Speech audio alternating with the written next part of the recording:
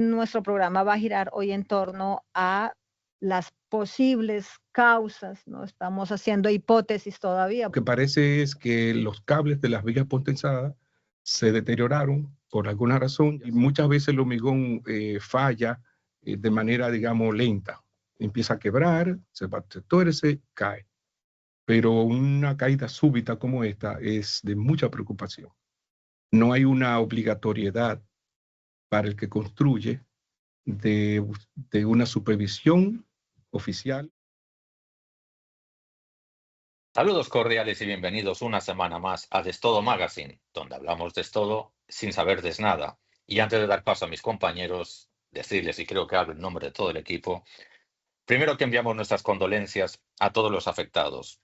Y segundo, probablemente es el programa más difícil en la corta historia de Destodo Magazine.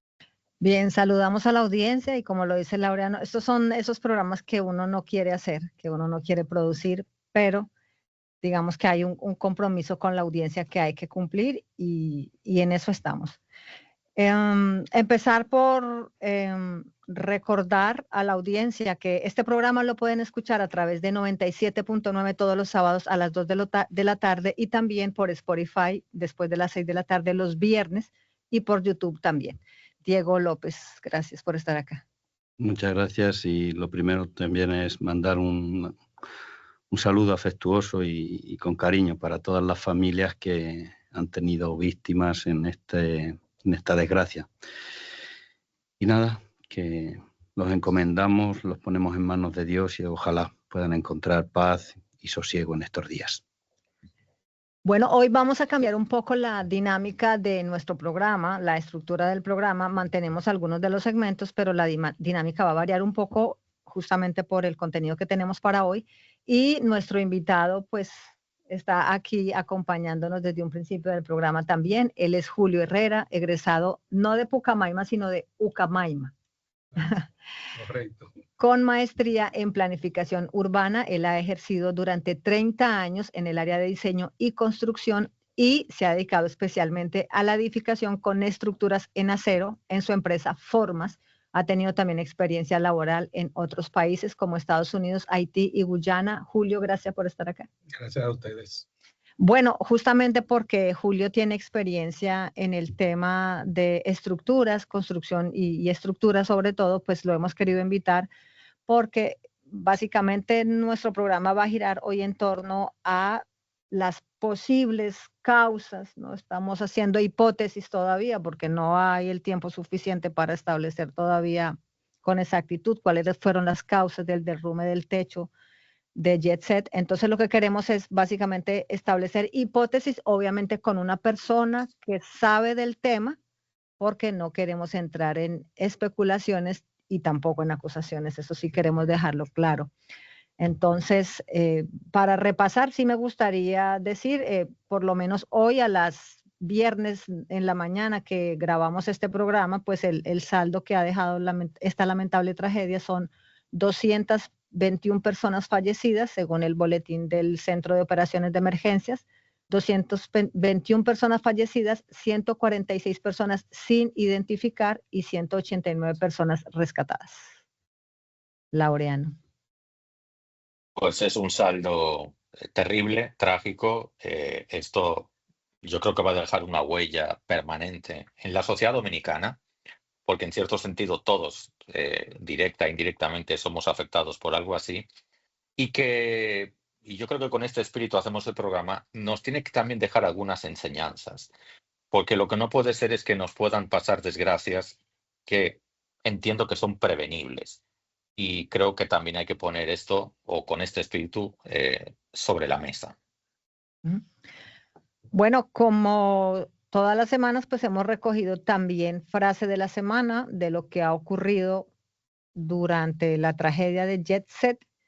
Y vamos a arrancar con la primera. Tenemos dos elecciones porque justo nos dan pie también para desarrollar la entrevista y para comentar sobre lo que ha ocurrido. Bien, la primera frase la pronunció Juan Manuel Méndez, director del Centro de Operaciones de Emergencias, conocida por las siglas COE, y es la siguiente. Gracias a Dios, Hoy concluimos con la tarea más difícil que he tenido durante 20 años. Cierro comillas. Una frase que condensa y sintetiza una enorme presión, un enorme estrés, un enorme impacto, yo diría que físico, mental y espiritual, porque empatizo con él e intento imaginarme lo que habrá vivido este señor dirigiendo todas estas operaciones. Mi reconocimiento hacia él y todo el equipo de gente que ha puesto manos, corazón y cabeza en esas operaciones para intentar salvar vidas, porque en este caso el tiempo es fundamental. Así que indudablemente es una de las frases de la semana. Uh-huh. Julio, yo quisiera empezar por preguntarle a propósito de esta frase. Claro, usted es arquitecto, tiene experiencia con estructuras, pero hablando un poco de lo que pudo haber sido esta misión de rescate, por lo que uno veía, pues era muy complejo porque las digamos, placas que uno veía que se habían derrumbado del techo eran concreto puro, ¿no? Claro que sí. ¿Nos puede, para empezar, contar o qué sabe usted de lo que ha podido ver en imágenes, en noticieros, a través de redes, etcétera? ¿Cómo cree usted, cómo supone usted que estaba hecha esta estructura? Bueno, dame un segundito, por favor, para darle las gracias por la oportunidad. Como dice Laureano, es un programa difícil, es un tema complejo y de mucha carga emocional y humana, sobre todas las cosas. Yo soy arquitecto de profesión y por mi experiencia de más de 30 años haciendo estructuras, que he trabajado mano a mano con ingenieros estructuralistas, he podido aprender un poco sobre estructuras. Mi opinión no es tan fuerte como la de un ingeniero civil, pero creo que humildemente pudiera opinar algunas cosas. Para uno poder dar un diagnóstico o un comentario sobre un caso como este, requiere ciertas informaciones que no la tenemos a mano aún. Nadie la tiene. Hay que hacer una radiografía del evento a nivel técnico, de lo que había como materiales, las condiciones y el evento y el resultado. Pero a la luz pública, por lo que se ha visto, sí se sabe que el edificio tenía un techo de hormigón, eso nadie lo puede dudar. Aparentemente la estructura era con unas vigas prefabricadas, pretensada o postensada. Eso es que por dentro tienen cables de acero en vez de varillas, y esos cables se tensan antes de poner el hormigón y se llama pretensado, tensado anteriormente, o posttensado, tensado después. Y sobre esas vigas había una losa de hormigón.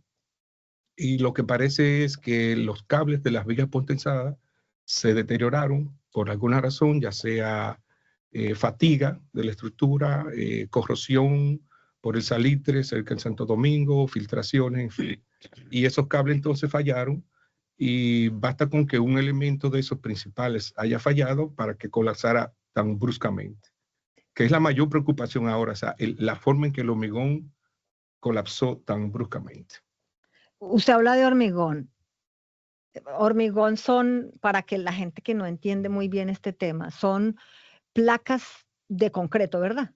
Bueno, el concreto es el término común, pero el término técnico es hormigón. El hormigón y el concreto es lo mismo. Okay. Es una mezcla de agregado grueso o gravilla, como llaman, arena, cemento y agua. Y una pregunta. ¿Es normal que un lugar como este tenga hormigón en el techo? Eso sí, es lo usual, es lo usual. Puede ser, sí, claro. Hoy en día, los grandes espacios casi siempre se hacen con estructuras en acero, porque el acero te da más facilidad para conseguir una gran distancia, para techar una gran distancia. Tú te vas a un aeropuerto, por ejemplo, que tienes espacios inmensos, y tú no vas a ver un aeropuerto con un techo de concreto, porque el concreto es muy pesado, necesitará una mega estructura y muy costosa, y se hace en acero. Pero la escala de ese proyecto no era de gran envergadura y funcionaba perfectamente bien con una losa de hormigón. Y no era necesario que tuviera columnas, porque muchas veces cuando hay una superficie más o menos grande, es bueno colocar columnas para sujetar, sobre todo el hormigón que si no tiene esa cúpula que busque también igualar esas fuerzas, pues es más fácil que pudiera caer, ¿no? Sí, mira, el hecho de que tengan columnas o no, o varíe la cantidad de columnas, no tiene que ver con que haya una falla, que es un concepto ya del diseño del proyecto. Si yo necesito tener un espacio libre sin columnas intermedias, pues como arquitecto yo le digo al calculista, mira, yo lo que necesito es columnas en esta área. Y el ingeniero calculista diseña la estructura en base a esas condiciones. Entonces, cuando hay menos columnas, las vigas aumentan de tamaño, mayores, lógicamente las losas son de más espesor, pero no es que es mal que haya pocas columnas. Entonces, el hormigón es uno de los materiales más nobles que hay. Aquí uno se cansa de ver sitios donde están demoliendo un techo de hormigón y no le ponen puntales y él se queda ahí como esperando a que la brisa lo tumbe. Y muchas veces el hormigón falla de manera, digamos, lenta. Empieza a quebrar, se tuerce, cae. Pero una caída súbita como esta es de mucha preocupación. Usted dice, yo sé que Laureano tiene una pregunta, pero a propósito de lo que está diciendo, se va, digamos, deteriorando paulatinamente. Eso quiere decir que de alguna manera sí hubo indicios de que ya estaba empezando a tener problemas, hubo síntomas de que pudo haber habido antes ya síntomas de que había problemas. Definitivamente sí. Yo creo que aunque no haya un registro de esos momentos, en las redes han aparecido videos hablando de eso dentro de la misma edificación, pero el resultado final, como fue, nos dirige a que hubo detrás de eso un deterioro de la estructura que la llevó a ese colapso. Claro. Tengamos o no evidencia de ese deterioro, sí, claro, que sí se puede descubrir ahora. Que es distinto a cuando hay un terremoto, por ejemplo. Lógicamente, tú puedes tener una estructura bien construida, viene un terremoto y la estructura puede fallar. Y a propósito de terremoto, es importante destacar que las estructuras se diseñan para soportar un terremoto o un sismo, pero no necesariamente la estructura queda útil. El concepto es que no colapse. Yo puedo tener un edificio de 10 pisos, me soporta un sismo, pero luego del sismo la estructura quedó inútil y hay que demolerla, pero no colapsó y no hubo víctimas. Pero hay un grado, me imagino yo, de resistencia también. Definitivamente, claro que sí. Cuando se hace el diseño estructural, y hoy en día con los sistemas que hay computarizados es espectacular. En el diseño se le aplica en el sistema un sismo de la escala tal, 7, 8. Entonces uno ve cómo el sistema se comporta con un sismo y antes de construirlo ya uno sabe cómo ese edificio se va a comportar en un sismo y dónde yo debo colocar ciertos esfuerzos, cambiar el sistema, poner elementos de cierto tipo para que cuando se construya ya y venga un sismo ya se sabe cómo se va a construir, cómo se va a comportar ese edificio. Laureano, tú tenías una pregunta. Sí, es un 2 en 1. Primero de todo, darle la bienvenida a Julio y agradecerle que esté con nosotros. Ya directamente me tomo la confianza de tutearlo. Gracias. Y para responder un poco al espíritu didáctico que pretendemos o pretende tener de Todo Magazine. Número 1, el hormigón es una sustancia o producto que pueda degradarse con el tiempo y en caso afirmativo, ¿cuál es el tipo de mantenimiento que se le tiene que dar al hormigón para que perdure en el tiempo y conserve todas sus propiedades que permitan que un edificio pues siga siendo seguro en el tiempo? Sí, mira, de inicio la calidad del hormigón depende de varios aspectos. Primero, la calidad de los materiales. En el tema de los agregados, arena y gravilla deben ser lo más limpio posible, limpio en el sentido de que no tengan tierra. Por eso muchas construcciones de antes son mucho mejor que ahora porque usaban arena del río. Una arena del río está completamente limpia. Ya hoy, con el tema ecológico, la arena sale de minas y cuando la arena la sacan de las minas, las lavan para sacarle la tierra. Si esa arena y esa gravilla no está bien lavada, cuando tú hagas la mezcla, el hormigón no va a ser óptimo.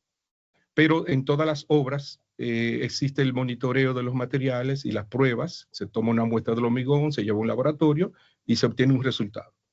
Entonces, luego que uno tiene ya la edificación en su historia, a mi entender, los dos elementos más importantes que pueden afectar la estructura son el calor por un incendio y la humedad. El calor con un incendio daña el hormigón en sí, lo que es la mezcla de cemento, porque la alta temperatura le hace perder sus propiedades y se vuelve como una arcilla.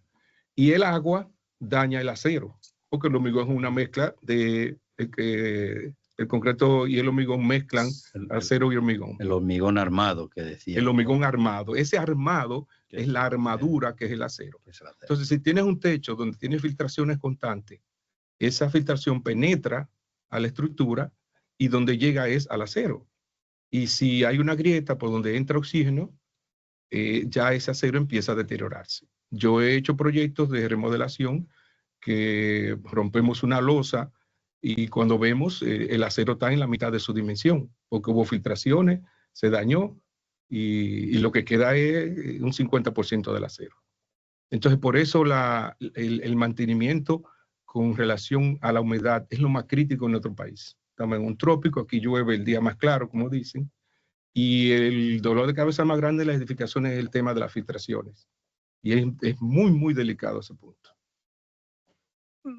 Antes de seguir continuando hablando de las hipótesis, tenemos un segmento para recordar y vamos a aprovechar para recordar otras tragedias terribles que ha habido en la República Dominicana. Digamos, en orden de víctimas mortales, ¿cuáles serían las principales tragedias que ha habido República Dominicana hasta el momento? Bueno, pues lamentablemente hay algunos antecedentes. Por ejemplo, en 2005, un incendio en la cárcel de Higüey dejó 137 muertos y 30 heridos. El lamentable hecho ocurrió luego de una disputa interna entre bandas en las que hubo disparos, armas blancas y un fuego que calcinó a los reclusos. En el año 2007, las tormentas tropicales Noel y Olga provocaron más de 90 muertes, miles de desplazados y también pérdidas millonarias por las devastaciones provocadas. El último accidente aéreo que involucró víctimas dominicanas fue en noviembre de 2001.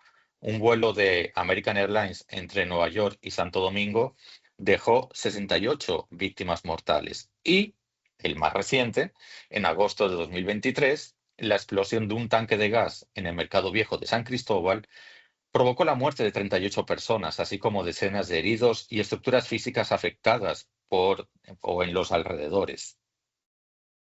Sí, o sea que en este momento lo ocurrido con la tragedia de Jet Set es sin duda la tragedia más grande que ha habido en República Dominicana. Definitivamente. Incluso no fue causada por un elemento externo. Como Laurano menciona ahora, en cada uno de esos casos hubo un elemento externo. En la cárcel fue un incendio que se provocó por un disturbio. El otro fue a causa de una fuerza natural, de un ciclón y así. Pero en este caso no hubo nada externo que provocó. Básicamente era una edificación que estaba en uso normal, con personas, bajo una condición, y en ese caso es mucho más crítico porque el protagonista principal es la misma edificación. Si dijéramos, bueno, pasó algo en el vecino o al lado, o cayó un rayo, o pasó lo que sea que provocó, bueno, pero en este caso fue básicamente producto de la misma edificación. Bueno, en este para recordar, ya para, digamos, cerrar datos así relativos a tragedias, en discotecas ha habido otras tragedias en el mundo y digamos que esta viene siendo la tercera tragedia más grande que ha habido, por lo menos del 2000 para acá. La primera, la número 1, sería una que ocurrió en diciembre del 2000 en China, donde murieron 320 personas por un incendio en una discoteca. En 2013 también murieron 242 personas, en su mayoría universitarios brasileños, y también fue a causa de un incendio. Y la tercera fue en 2004 que murieron en Argentina, en Buenos Aires, 193 personas, discoteca República Cromañón, y fueron 193 personas. Revisando este tema de las discotecas, en total, por ejemplo, hay un artículo que citaba 13 tragedias. Estas son, digamos, las que tienen más número. La República Dominicana pasaría a ser la tercera, a desplazar la de Cromañón. Todas por incendio. Ninguna tiene el antecedente de lo que ocurrió en Jet Set. Exactamente. Es lo más lamentable. O sea, bueno, aún siendo un incendio, puede evitarse. Sí, claro. Todas las normas, desde espacios, salida de emergencia, instalaciones contra incendio, detectores de humo, en fin. Y entiendo que uno de los elementos vitales donde tienes una gran concentración de personas y donde las personas están en una discoteca, nadie está pendiente de nada más que de divertirse. Todo el mundo está concentrado en tomarse su trago, en bailar y disfrutar. Pero en un caso como este, que no tuvo que ver nada con incendio, creo que establece un precedente grande. O sea, si pudiéramos categorizar, pudiéramos ponerlo de número 1. Es la número 1 porque por caída de techo no hay antecedentes. A mí es que esto me está, por defecto profesional de moralista, me está llevando a una reflexión también, porque dices, cuando hay una catástrofe natural, dices, hay un mal físico que nosotros no podemos evitar. Bueno, hay un terremoto, es una desgracia, mueren personas, y dices, bueno, no está dentro de nuestras previsiones. A lo mejor se podría avisar, podríamos tener sistemas que nos pueden ayudar a salir un poquito antes de los edificios, etcétera, ¿no? Pero cuando hay incendios, cuando hay derrumbes, que no sabemos, yo no quiero acusar a nadie, no quiero tampoco, pero me llevo a preguntar, ¿se han llevado todos los controles, todas las inspecciones? Porque claro, ahí estaríamos entrando en el mal moral, es decir, el que es fruto de la libertad de las personas, claro, de si se hace lo correcto o se deja de hacer o se evita hacerlo. O sea, entonces, claro, esas tragedias duelen mucho más, porque además está involucrada la libertad de la persona, ¿no? O de muchas personas o de instituciones, ¿no? Entonces, no sé, a mí esa reflexión es una de las cosas que estos días me ha estado viniendo a la cabeza. Sí, definitivamente así. Ahí entra el aspecto de la responsabilidad de la persona. De inicio, quien construyó, luego el usuario, porque yo como propietario de mi vivienda tengo la responsabilidad de velar por ella, como protección a mí y a mi familia, por ejemplo. Entonces, si yo me descuido en ese sentido y no pongo atención a lo que pasa en mi casa, puede ocurrir un problema. Entonces hay que ver qué pasó ahí, qué tanto se pudo manejar, vigilar, supervisar, detectar cualquier situación y tomar acción, que es lo que está en incertidumbre hoy en día. Nadie puede saberlo ahora mismo, menos que la persona responsable pueda hablar y dar su testimonio y explicar y decir, aquí pasó esto, estaba pasando esto o aquello. Pero es un tema complejo, porque entiendo que quizá la situación se pudo haber evitado. O que no hubiera sido tan grave. O que no hubiera sido tan grave. El hecho de la gravedad tiene que ver también por la cantidad de personas. Si, por ejemplo, hubiera sido una noche normal de Jet Set, con 50 personas. Que hubiera sido posterior a la fiesta, pues hubiera... Exacto, hubiera sucedido mientras se estaba limpiando y organizando las mesas, que habían quizás 10 personas. No es que 10 valen menos que 100, lógicamente, pero hacer algo impredecible, uno se cuestiona tantas cosas y le vienen a la mente tantas cosas que hay que ser muy sabio y prudente para poder hablar y opinar. Yo creo que se debería abrir, supongo que se va a abrir una investigación que determine cuáles han sido las causas. Ya creo que alguien de una institución importante del país comentó de que luego de que terminara la fase de rescate, se iba a hacer un estudio profesional y ingeniería forense, claro, para determinar, porque todos los materiales que hay ahí hablan por sí. por sí solo. Incluso alguien comentó un día, ¿y dónde están llevando esos escombros? Porque eso es como cuando se cae un avión, claro, desde el tornillito más chiquito lo llevan a un laboratorio para analizar todo. Entonces, todo eso ahora hay que llevarlo a un laboratorio y analizar profesionalmente y supongo que es emitir un informe, por lo menos para saber qué sucedió. Esta mañana aparecía publicado un artículo en Diario Libre en relación a ese tema, ¿no? Y indagaban, por ejemplo, con un expresidente del colegio, del CODIA, del Colegio Dominicano de Ingenieros y Arquitectos, y habían dos aspectos que me parece importante destacar. Número uno, él decía que ahí había funcionado un cine hace muchos años atrás, y que cuando se construye un cine o cualquier tipo de estructura hay un permiso de suelos, y el permiso de suelos era para un cine. Con los años se traslada Jet Set a este espacio y entonces se crea un nuevo fin para este lugar.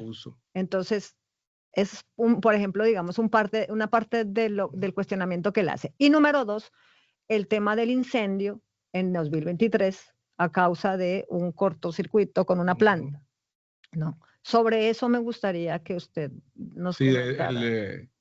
Efectivamente, originalmente era un cine. Incluso algunos colegas me han comentado que visitaban ese cine originalmente. Y es muy común en el mundo entero que las edificaciones cambien de uso. Y las instituciones como el ayuntamiento regula los procedimientos de permisos para cambio de uso de suelo. Si yo voy a hacer un local como un cine y luego lo voy a convertir en una clínica, yo tengo que someter un permiso, un procedimiento para convertir ese espacio en una clínica. Ese cambio. Ese cambio, claro. Que implica una serie de aspectos en términos de funcionamiento. En un cine, tú tienes una cantidad de personas sentadas en una silla viendo una pantalla, estáticos, más nada. Cuando tú pones una discoteca, ya tú tienes personas en movimiento y tienes un nivel de sonido mucho más alto, mucho más vibración para el edificio en paredes y techo y piso y todo. Entonces, todos esos elementos se tienen que considerar a la hora de cambiar el uso de suelo. La cantidad de personas, si caben originalmente 50, pero ahora vas a tener 100, tienes que estudiar los accesos, la salida de emergencia, el tema ya de servicios, la cantidad de baños y cosas así. Pero básicamente eso está a cargo del profesional que intervenga en el proyecto en ese momento. ¿Se hizo o no se hizo? Habría que ver. Y si se hizo de la forma que debió ser, habría también que investigarlo, porque no hay, ahora mismo no hay indicios ni muestras. Todo el mundo se ha estado concentrando en la tragedia. Y quizás físicamente no hayan parámetros para determinar si hubo alguna intervención anterior o no. Pero definitivamente el incendio de alguna manera pudo haber afectado. Hay que ver cuál fue la escala del incendio en ese momento, si fue puntual, si afectó una columna o un techo, que normalmente se hacen los escaneos luego de un incendio y se determina si la edificación está hábil. Creo que cuando hubo el fuego aquí de la ferretería Ochoa en los años principios de los 90, hubo una parte de una edificación que no colapsó, pero el fuego le afectó tanto que no valía la pena dejarla y se terminó demoliendo. Y ella estaba ahí, la estructura, pero no tenía las condiciones óptimas. En ese artículo, y perdón ya para cerrar y dejar que mis compañeros también pregunten, el ingeniero del CODIA, el expresidente Cristian Rojas es su nombre, él hablaba de que en algunos casos se habla de reforzamiento estructural, en este caso, por ejemplo, del incendio. Un reforzamiento estructural, sí, digamos, o sea, yo me pongo a pensar en que es una discoteca donde hay mucha gente, donde hay demasiada vibración, lo que usted mencionaba, la música, el aire, las bocinas, etcétera. O sea, en este caso se puede hablar de reforzamientos, o lo mejor era haber derrumbado y haber levantado nuevamente tras el incendio. En esos casos hay mecanismos ya establecidos bien simples. Se hace un diagnóstico del edificio. Cuando tú te sientes enferma y vas al médico, el médico empieza a hacerte pruebas, una radiografía, una tomografía, análisis de sangre, Eso se le hace a un edificio.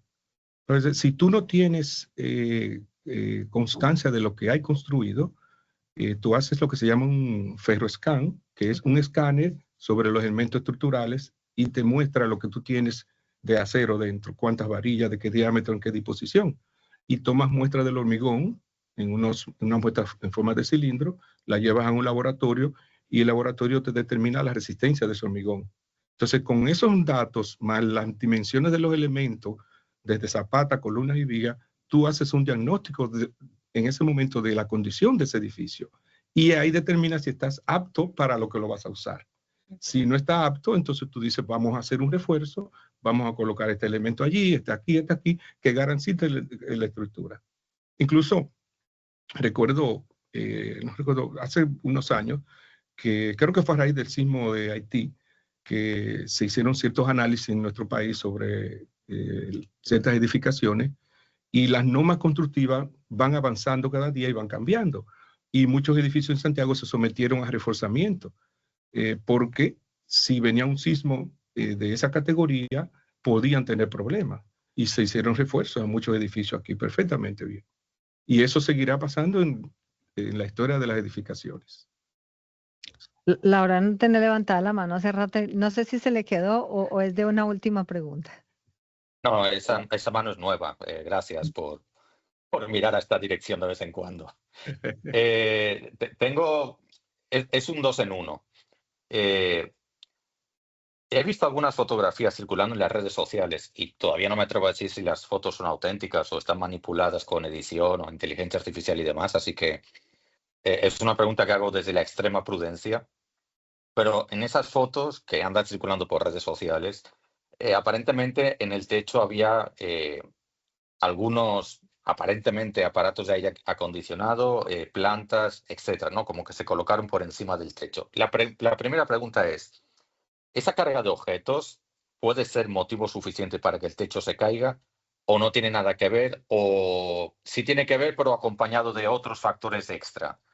Porque yo sé que esto le preocupa bastante a la gente por lo que andan diciendo en las redes y estaría bien intentar salir un poco de dudas en esa línea. Y la segunda pregunta ligada con esta es si hay algún marco legal específico en la materia sobre revisión de edificios, cada cuánto tiempo, así como existe como una revista para el tema de vehículos, si existe algo análogo para el tema de edificaciones y qué tipo de edificaciones serían. A lo mejor las casas no, pero los locales públicos sí, o solamente, qué sé yo, edificios dedicados al ocio. No sé, que nos ilustre un poco en esa línea.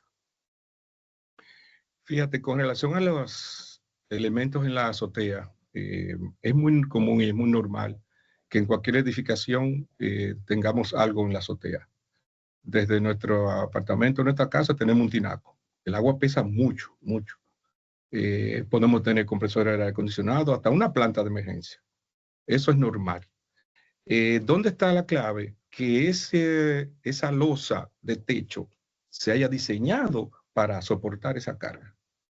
Originalmente, cuando se diseña la estructura, se consulta con el que va a construir o el propietario qué usted va a colocar en la azotea para entonces diseñar el techo que soporte eso. Pero si después, si se diseñó para colocar 3 tinacos y después en 5 años decidieron colocar 4 plantas de emergencia, ya tú estás sobrecargando la losa. Y el tema no es tanto que la construcción estuvo mal hecha, sino que la estamos mal usando. Entonces ya ahí entra el tema, como te decía anteriormente, ok, estamos cambiando de uso de suelo de un cine a una discoteca, vamos a poner equipos. Hoy en día los equipos de aire acondicionado son hasta cierto punto un poquito más ligeros, pero son más demandados. Antes yo llegué a un cine que lo que tenía era abanico, no había tanto calor. Entonces ya hay que tener plantas de emergencia, hay que tener muchísimos equipos. Entonces, bueno, evalúame esta losa de techo y vamos a ver cuál es su capacidad, hasta dónde yo puedo colocar. Y no solo su capacidad, sino dónde yo puedo colocarlo. ¿En qué parte? Porque un techo de concreto tiene su parte débil en el centro y su parte rígida en los extremos donde apoya. Entonces, mientras más carga tú pones en el centro, vas a tener un pandeo inmediato. Entonces, volvemos al mismo tema de que entra la prudencia y la visión del que está ejecutando el trabajo. Sí, pero también, y eso me remite a la segunda pregunta, recogiendo la segunda pregunta que ha hecho Laureano, las revisiones de los edificios, las revisiones de los locales públicos que se suelen hacer, porque evidentemente el ser humano diseña una cosa para poner 3 tinacos, pero dentro de 15 años la gente que vivía ahí ya no está y llegan otros con otras necesidades y tratan de suplir esas necesidades. El edificio tiene sus características estructurales. ¿Hay alguien que vele para que no se violen para lo que fue diseñado ese edificio y que no sea sobrecargado? O sea, ¿hay alguien que revise, alguna institución pública que debe hacer esa revisión de los edificios? Mira, yo te confieso, desconozco si en términos legales existe alguna obligatoriedad sobre eso. Lo desconozco, pero no creo que exista y no es la costumbre y lo normal en nuestro país. La vigilancia en las edificaciones prácticamente está en manos del propietario. De vigilar, tengo una filtración, me está pasando esto, entonces busco una persona que me lo arregle, que me lo repare, que me le dé mantenimiento. Pero entiendo que en lugares públicos, como este caso, por ejemplo, debiera regirse una inspección, como tú mencionabas, sobre, por ejemplo, la revista de los vehículos. Claro, regular. Que cada cierto tiempo alguien de alguna institución vaya, exija un informe de alguna manera sobre una inspección, vigile y apruebe de alguna manera el uso de ese espacio como válido y seguro. Porque te digo que a partir de este evento la gente está que entra a un sitio y mira para arriba a ver. O sea, antes de ayer mi hijastra me mandó una foto de una grieta que hay en el plafón de su casa, diciéndome que si eso era un peligro. Una simple grieta que se hace entre un plafón de Shinrock y un muro de bloques, que son materiales que no son homogéneos, y tiende a ser una grietica. Entonces ella estaba preocupada por eso. Imagina, entonces todo el mundo ahora, cada vez que entra a un lugar, va a pensar, ¿se va a caer este techo? ¿Qué va a pasar aquí? Entonces creo que de alguna manera, no sé si existe institucionalmente esa regulación, pero de alguna manera entiendo que debiera aplicarse como un requisito, así como los elementos de seguridad contra incendio, por ejemplo, que no son muy comunes en nuestro país, pero sí, en el momento pueden tener grandes problemas. No solo para que las personas pierdan su vida en el incendio, sino por el fallo de la propia estructura a causa del incendio.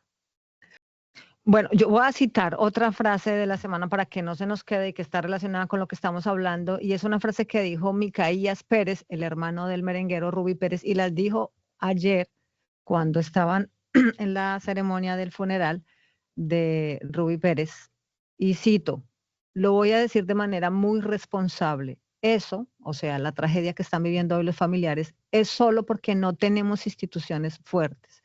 Sobre eso me gustaría preguntarle, ¿cómo están esas instituciones en el país que tienen que ver con la regulación de todo este tipo de exigencias que usted hace referencia, que ha hecho referencia? ¿Cómo estamos ahí? Bueno, es un tema fuerte y lo vivimos cada día. Tú tienes las instituciones ya establecidas que manejan todo lo que tiene que ver con una edificación, desde el permiso de uso de suelo, que lo da el ayuntamiento, la aprobación de los planos constructivos, que pasa por el ayuntamiento, ahora en el Ministerio de Vivienda, que antes lo hacía Obra Pública, Medio Ambiente, el CODIA, etcétera. Perfecto, cumples con todos los requisitos, con todos tus planos de tu proyecto. Bien, empiezas a construir. Entonces ahí viene el punto débil que yo entiendo que hay ahora mismo. No hay una obligatoriedad para el que construye de una supervisión oficial o estatal. Es, vamos a decir, aleatoria, selectiva, o sea, a quien quiera hacerlo. Yo puedo construir una edificación, tengo los permisos, la licencia de construir y todo, pero la ley no me obliga a que una institución del Estado me supervise esa construcción. Yo sí voy a la institución, solicito un inspector, porque existen, el inspector va a la obra, ve los planos, verifica todo lo que hay detalladamente. Si hay una viga que lleva 5 varillas, él cuenta que hay 5 y que están colocadas donde debe ser y cómo debe ser. Y me firma una certificación dando por bueno y válido eso que estoy construyendo. Y eso se hace durante toda la construcción, desde los elementos estructurales, el sistema de plomería, el sistema eléctrico y todo. Al final yo tengo un edificio construido con un soporte aprobado por las instituciones del Estado. Pero no es obligatorio eso. Ahí está el punto.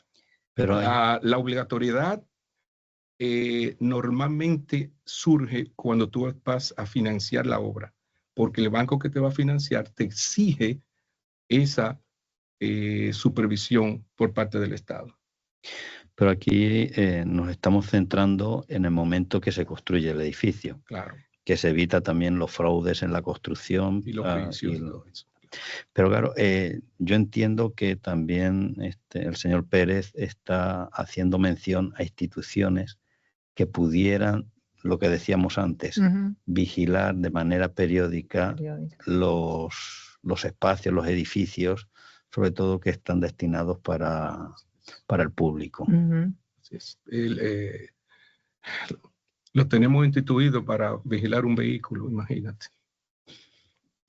Y no creo que para una edificación está establecido.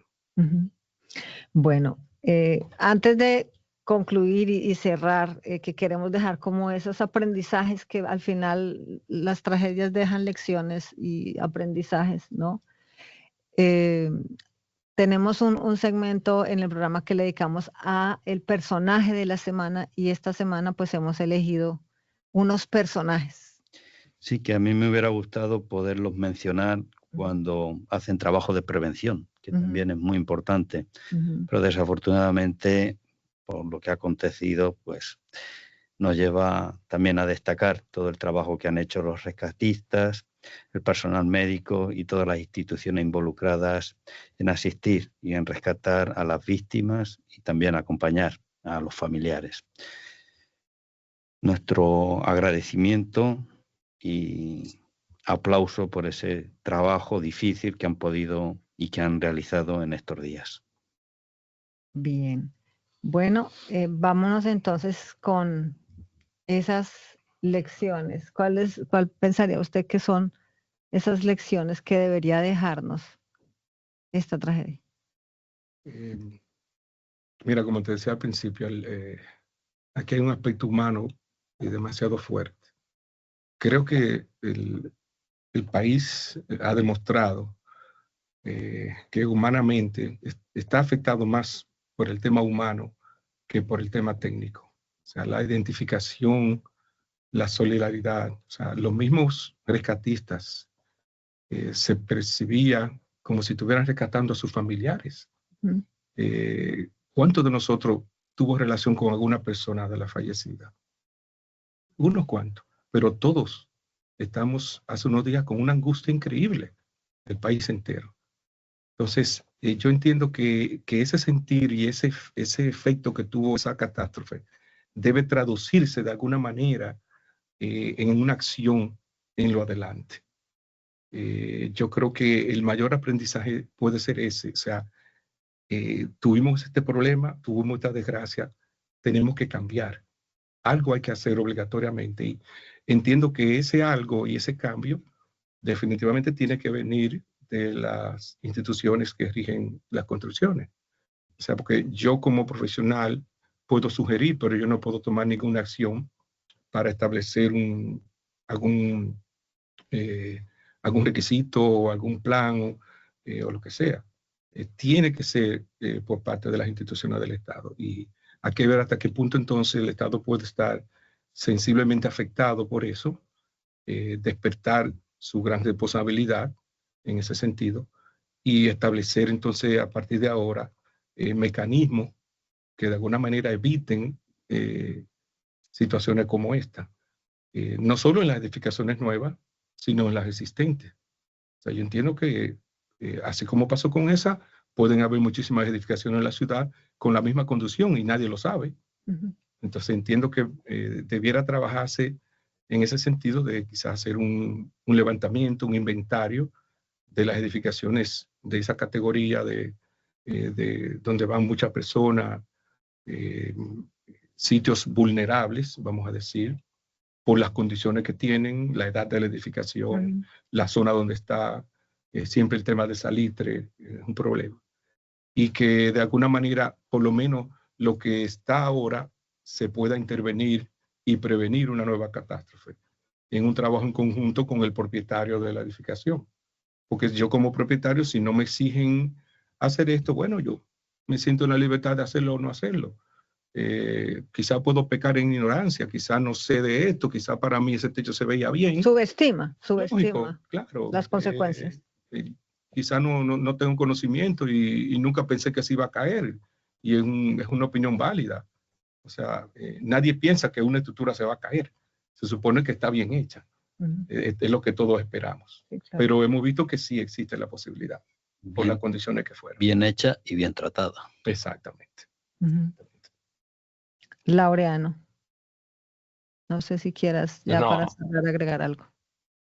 No, simplemente agradecerle todo lo que nos ha respondido. Yo sé que eran preguntas comprometedoras, pero insisto, yo creo que ha reinado un poco el espíritu didáctico que siempre se pretende en este programa.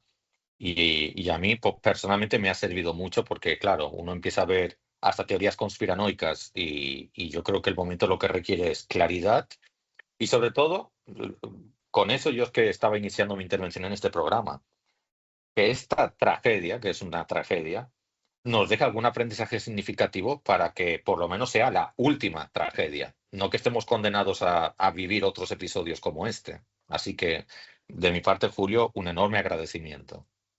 Gracias a ustedes. Incluso creo que el ejercicio se pudiera hacer hasta con edificaciones más nuevas, más recientes, porque no es que están todas bien hechas.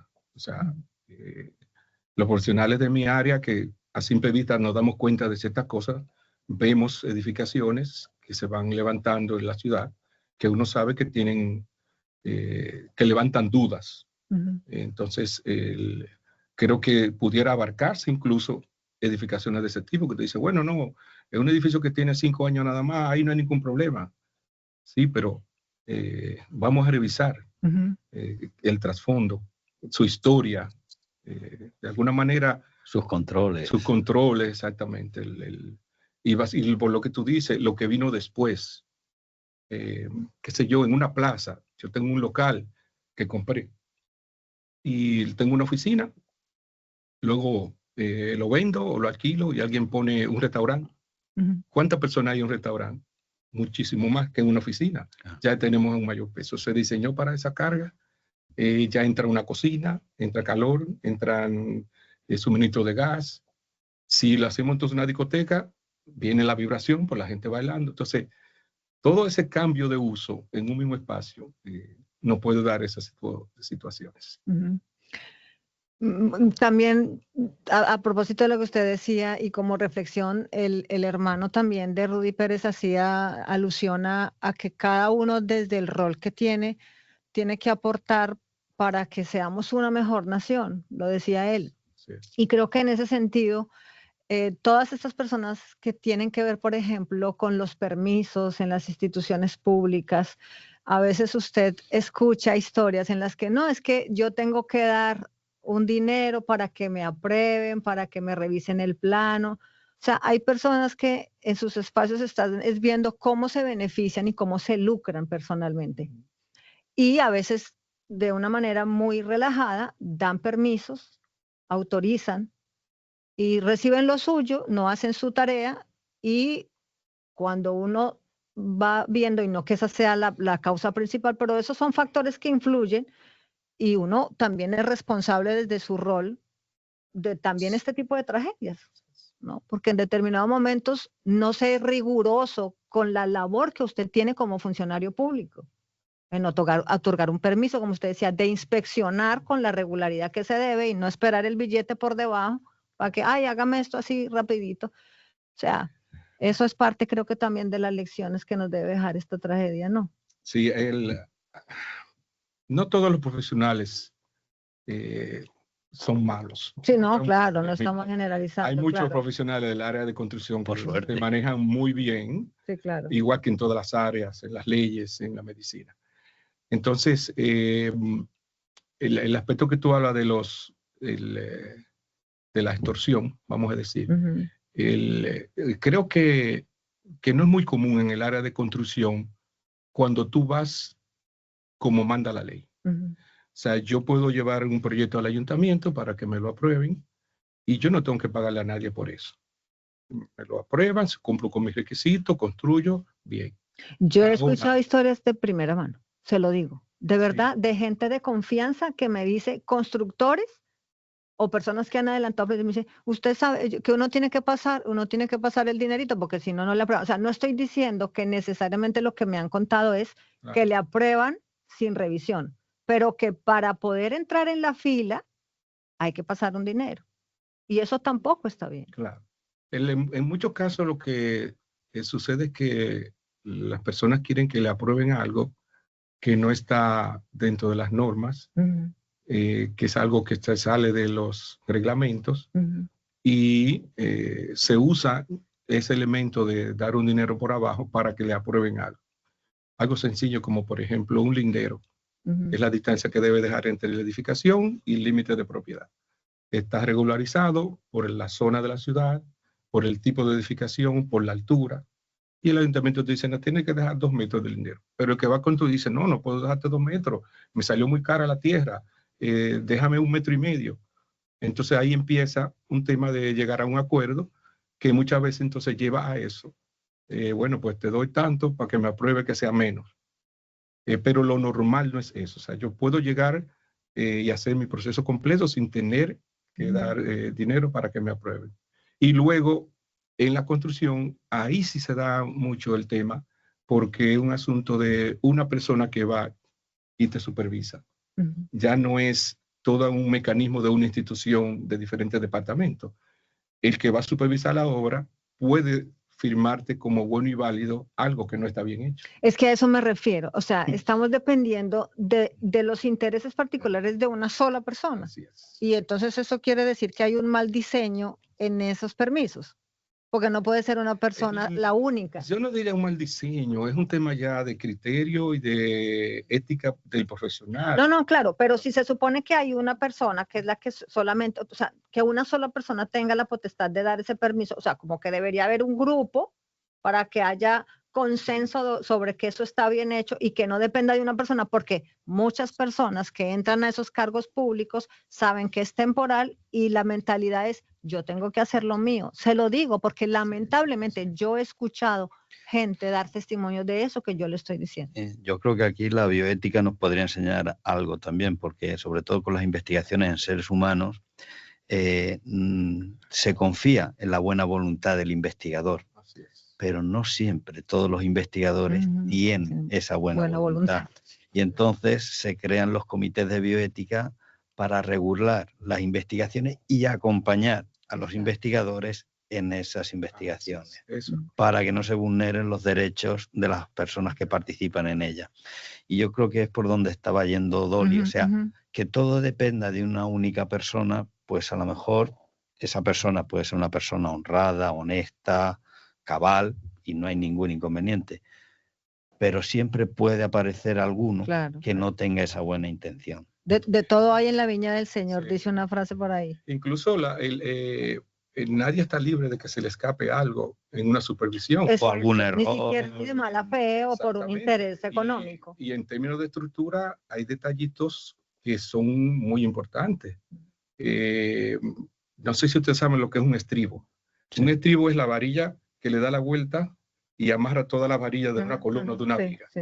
Ese estribo que amarra toda la varilla, en sus extremos, cuando termina, se le debe hacer un doblez de 135 grados para que amarre la varilla y no suelte.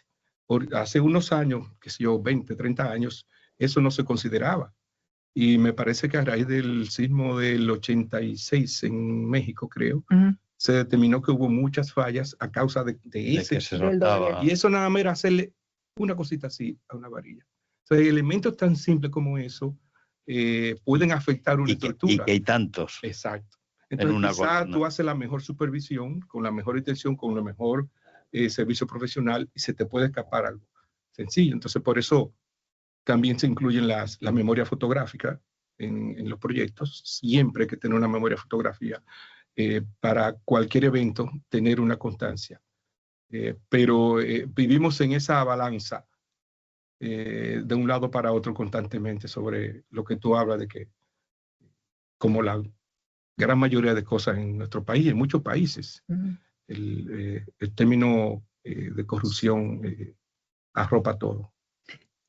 Y eso, o sea, tiene que darnos, esa es parte de una lección, o sea, midamos hasta dónde un simple acto de corrupción pequeño puede terminar en una tragedia como esta, porque es la suma de comportamientos. Exactamente, es que las tragedias normalmente se dan por la suma de muchos elementos que concurren en un momento determinado y provocan esa situación. Exacto. De ahí vuelvo y repito lo que decía el hermano de Manny, pero es que cada ciudadano debe hacer lo que le corresponde. Si queremos una buena nación y que tragedias como esta no se repiten, cada uno debe hacer las cosas bien hechas y lo que le corresponde, simplemente. Bueno, pues le agradecemos al arquitecto Julio Herrera por estar aquí. Él tiene maestría en planificación urbana, como ustedes se dieron cuenta, pues una persona que tiene experiencia sobre todo en estructuras, en acero, ha trabajado mucho en su empresa Formas, construyendo, con ingenieros trabajando de la mano. Usted ya también es ingeniero civil empírico, prácticamente. Sí. Así que, pues, le agradecemos las explicaciones y sobre todo, pues también la prudencia con la que nos explica el tema, y creo que eso es lo importante también en este momento, porque uno encuentra mucha gente en los medios señalando, acusando, y creo que eso es muy prematuro y tampoco se trata de eso, ¿no? Porque yo entiendo que la familia dueña de ese lugar está pasando también su propia tragedia. Todo el mundo, que nadie se esperaba nada. Sí. Bueno, Laureano, hoy yo lamento decirte que vas a tener que despedir y hoy saludar y despedir no era una labor grata para hacer. Y evidentemente hoy tendré que romper con mi protocolo de despedida y tendré que despedir de otra manera. Y aprovecho para desear a todos nuestros oyentes que en puertas de Semana Santa, pues que aprovechen la ocasión pues para ponerse en modo reflexión, que eso siempre cae bien, y que en esa reflexión interioricemos qué podemos aportar como individuos de la sociedad para, lo que yo decía antes, hacer que estas tragedias no vuelvan a pasar o hacer más difícil que esas tragedias vuelvan a pasar. Eso no es cuestión solo del gobierno, no es cuestión solamente del dueño de un local, no es cuestión solamente... Todos como ciudadanos seguro que podemos hacer algo, desde el modo en que nos desenvolvemos en nuestra vida cotidiana, en qué promovemos y qué evitamos promover en el uso de nuestras redes sociales, porque lo que uno ha estado viendo estos días también a raíz de esta tragedia también mueve a la reflexión. Y si todos ponemos de nuestra parte, y yo creo que es una frase que también se escuchó mucho cuando estábamos encerrados con la pandemia, si todos ponemos de nuestra parte, podemos salir fortalecidos de esto, pero no basta solo con las palabras. Hay que pasar a los hechos y a las actitudes que nos lleven a eso. Ese sería como mi mensaje final. Y si además me toca despedir, pues dímelo y despido. Pero sí, antes, a mí me gustaría, Diego, que también, como en este momento necesitamos más que nunca la fe, como buscar esa parte espiritual que tenemos las personas, más allá de la creencia religiosa que tengamos. Me gustaría que usted también dejara un mensaje hoy para la audiencia. En estos momentos, la verdad es que es muy complicado poderle decir a los familiares cualquier palabra que les sosiegue y que les pacifique, porque el dolor que están viviendo es muy intenso. Evidentemente, como humanos, a lo mejor no tenemos esa palabra de acercamiento, pero desde la fe siempre nos queda esa esperanza de que Dios está ahí, que Él nos puede acoger, que Él ha estado en ese derrumbe con las víctimas, que han muerto también, por decirlo de alguna manera, con todas estas personas, y que también pues puedan encontrar los familiares paz, sosiego, y que ese sufrimiento por el cual están pasando, pues que también pues pronto pase y que lo sepan traducir en la fe y en la esperanza de que no todo acaba en este mundo, sino también que Dios nos espera en el otro. Laureano. No, yo ya mi reflexión la hice antes que Diego, y de hecho me suscribo y me anoto a ella. ¿Qué otra cosa puedo decir en estas circunstancias? Pues tienes que despedir el programa, eso es todo, eso es lo que te queda. Ok. Me quita despedir el programa. Bueno, pues de parte de todos nosotros, quienes componemos de Todo Magazine, que somos los que salimos en pantalla, y hay otra parte del equipo que no sale en pantalla, pero que trabaja mucho para que esto pueda ser posible, pues les deseamos una Semana Santa reflexiva y que todos podamos salir mejores personas y, consecuentemente, mejor sociedad de todo esto. Con eso yo quiero despedir el programa.